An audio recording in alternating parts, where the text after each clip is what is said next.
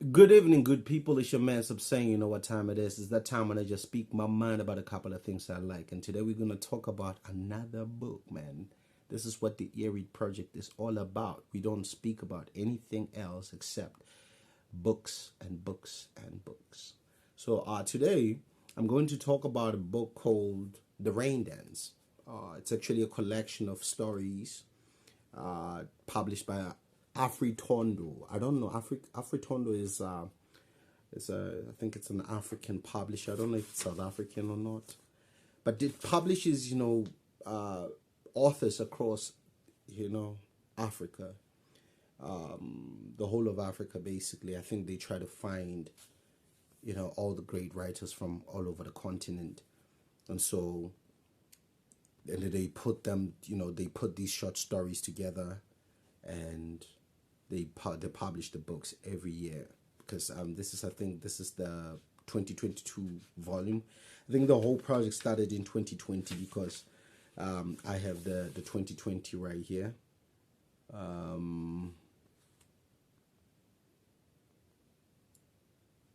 Yeah, I think so. I might be wrong, but yeah, because there is a 2023 volume that is dropped, which I would love to put have my hands on, because I'm not a really good fiction reader, right? I'm a very academic reader. I like academic paper more. Academic papers more. I like reading nonfiction. I like to read you know about certain subjects that interest me, like psychology, philosophy, or just a bunch of philosophical stuff. And so this was fiction, man. I'm learning how to read fiction because I'm trying to appreciate the beauty of creative writing, because I understand the importance of creative writing. But it was a very hard book for me to read, first of all, because it sounded like it was like fantasy. And by the way, this book, I got it from my niece. She bought it somewhere in Pretoria because she works that side, and so she came with it to the crib. And I was like, no, borrow me the book. Me being the boring uncle that I am, I have nothing else to talk about with my niece except books. This is the only thing I know how to talk about with my sister and my niece. And so this is the only thing I know, basically. That's me. I'm boring. I just know music, hip hop, and maybe stand up comedy, and yeah, and books. These are my real interests. But like I said, it was a very difficult book for me to read because it's fiction. So fiction, it's coming from someone's imagination. But I would argue that fiction is not necessarily just imagination. It's people who send messages through story. They are like fiction writers, but they just choose because with fiction you have to bring proof and and evidence and what. But with fiction you don't have to do that. Although a lot of fiction writers obviously do research, for their books and everything like that, because they have to make sense too. And so like incredible stories. I mean, the first story is my favorite, one of my favorites. I have like three favorite stories that really touched me. Is the On the Road to Byzantium is the first story that touched me, by Okubi Godwin Ada. It's actually the opening story. And then the next story that touched me was The Rain Dance. The Rain Dance is actually the title of the book. I don't know. I guess it's the story that won. That's why it becomes the title of the book. I don't know how it works. But then the other story that touched me was I think Boldest Love was also a good story. It was a love story, and then it was Hail Mary. So yeah, it's basically very.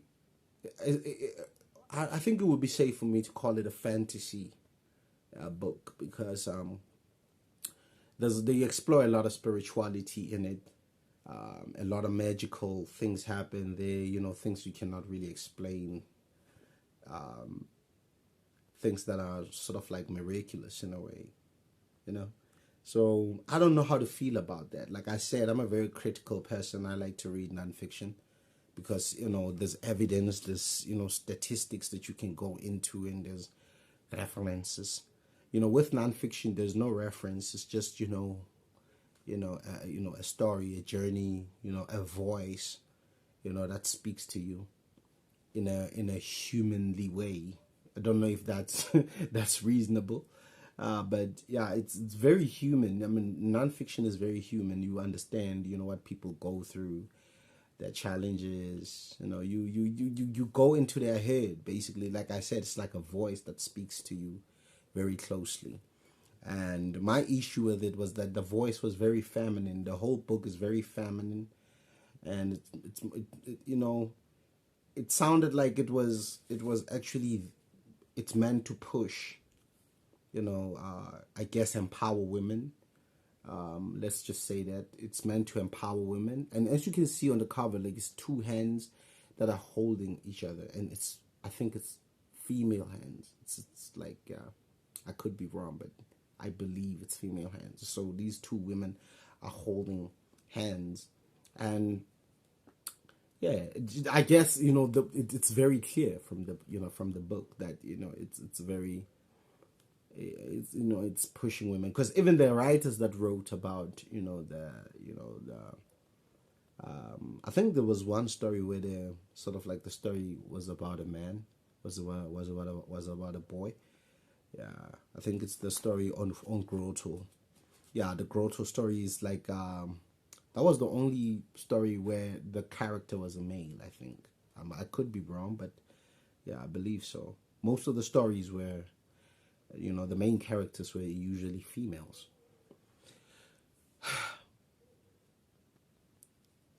Yeah, it's very, like I said, it's like fantasy, it's like spiritual. But the story that, the stories that touched me, like I said, those were the four stories. On the Road to Byzantium, The Rain Dance, Boldest Love, and then Hail Mary. Those were the stories that really stood out for me. Hail Mary, why? I mean, let's start with On the Road to Byzantium. On the Road to Byzantium is a very cinematic story. The way I read it, it felt cinematic. It felt like I was watching the Book of Eli, and this character is moving through a desolate land to reach a certain destination. And along the path, there's challenges and whatnot. And it's a very metaphorical story that, it's very nice, man. It's really good to read. It was really powerful and poetic. I got chills as I was reading the story.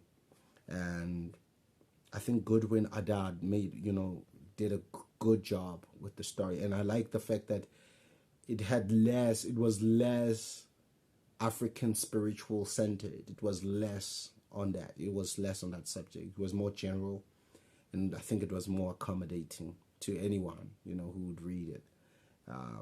Not too magical, very realistic. That's what I liked about it. The Rain Dance, on the other hand, the Rain Dance had a spiritual element. Yeah, there was a spiritual element to it. Very magical things happened there as well.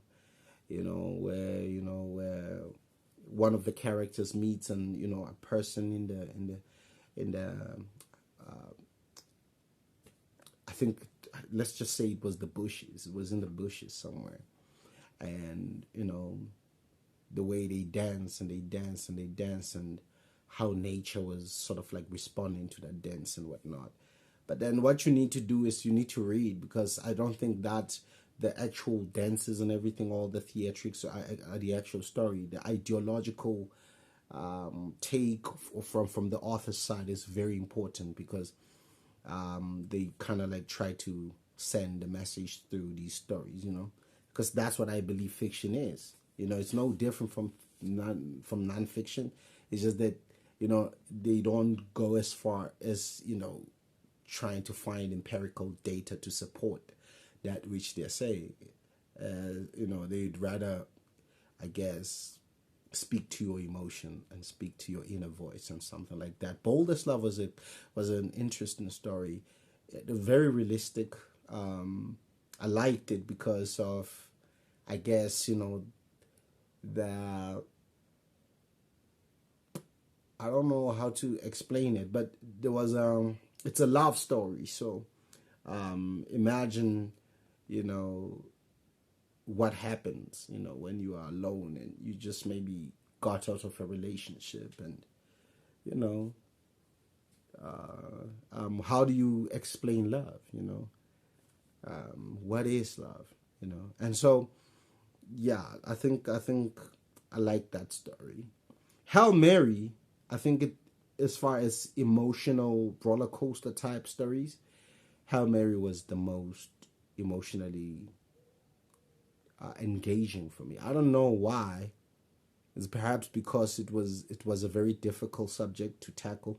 First of all, because I think, it's a risk, in this world today to touch on gender politics or gender, or just to tackle gender, because you can say a lot of politically incorrect things and end up in trouble or end up cancelled.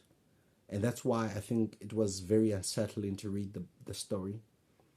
But I appreciated, I guess, the lessons that I got from the story. I don't know what to make of it. I have my own opinions on gender, which I will not get into.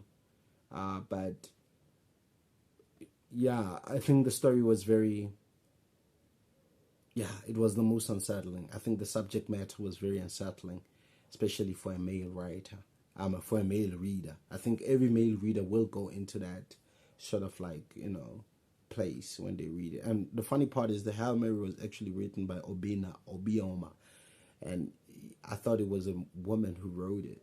Turns out it's a man. I would love to hear what he has to say. I would love to engage him a bit about it, perhaps one day.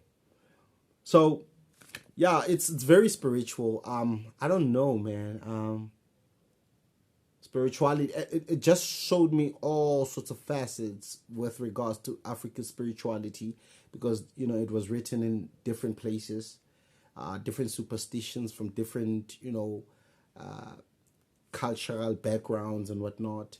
And I don't want to say all African spirituality is superstition. I'm just saying that superstitions were explored, myths, spirituality, the way we understand it, what it means. I think a lot of women, because I think the stories were actually more on women, is that spirituality is a very important aspect of, I think, a lot of women's lives, and I think that's why they deal with it more than men or male writers. But I think even the male writers here understand it, or I don't know if they wrote it because they wanted to really captivate women or not. Perhaps women are the people that actually read more than men. I think I've heard those stats when I was doing the Nali Bali, reading barometer. So it's very spiritual. I don't know. I'm not a really good, like I said, I'm not a really good fiction writer, so a reader. So I don't want to, make assumptions. But the fact that it was, most of the main characters in the story were actually women, might have not, sat well with me. I think there should be a gender balance. I'm not trying to be there, but yeah, that's just how I felt. I mean, a lot of the characters were female. It felt like there's an agenda being pushed, or maybe women empowerment, whatever like that, something like that. And therefore, I think that's what I took from the book. What I took from the book is fiction is a really good way to, to read about uncomfortable issues that you wouldn't normally maybe agree with, a lot of things that you don't agree with. But at the same time, it had me questioning, a world where, because I feel like the books themselves, come from a lot of liberal stances, And a lot of the women are not really in relations, a lot of the women are single women. It's all about self-love. There's this, I think, recurring theme, like these women are self-loving, and they are out of relationships, they are sort of like self-exploring and everything like that, which is sort of like, I believe it's something that is very common nowadays in our culture, where women are mostly alone, and they're like, oh, this is me finding myself, and then everything. And I found that a lot of the characters, except for the characters on Hail Mary, those are the people who end up with partners. One of the sisters, and so, but I don't want to give you the gist. But yeah, they end up with partners at some point. Those are the only two people, I think, that ended up with partners, and most of them, they're just there, just going through the motions, trying to figure themselves out, or just doing great things, or accessing their internal powers and whatnot. And so that was the recurring theme. And I don't know, because for a traditional man like myself, and this is where I become a bit biased. For a traditional man like myself, I would have loved to hear a little bit of what it means, because it's like, obviously most of the writers felt like societal standards and societal pressure was taking from them, from their freedom, or from their, I guess, the ability to express themselves and whatnot. So I think it interfered with a lot of that. And so they feel like that. A lot of the characters feel like that. And so I think a lot of the traditional themed, stuff is not there. So I don't know. Maybe I'm just, thinking too much about it. But if somebody from Afritondo is watching this, then maybe if you want to engage us, please, reach out, and maybe we can go further, and for me to explain, or to maybe we can have a conversation, so that maybe you clarify a couple of things. So yeah, I will leave it at that, man. But it was a beautiful book. I think I'm gonna do another shoot with my younger sister, or with my niece, once they've read the book, so I can hear their take, because they're females. Perhaps perhaps they perhaps they'll understand it, from a different lens. So yeah, watch out for the second, I think, the second review session of the Rain Dance, with the Erie Project. So with that said, I think I will leave it here, man. And yeah, thanks for watching. Like, subscribe, share. You know, let's have fun. Peace and love. Peace and love. Peace and love. Peace and love. Peace and love.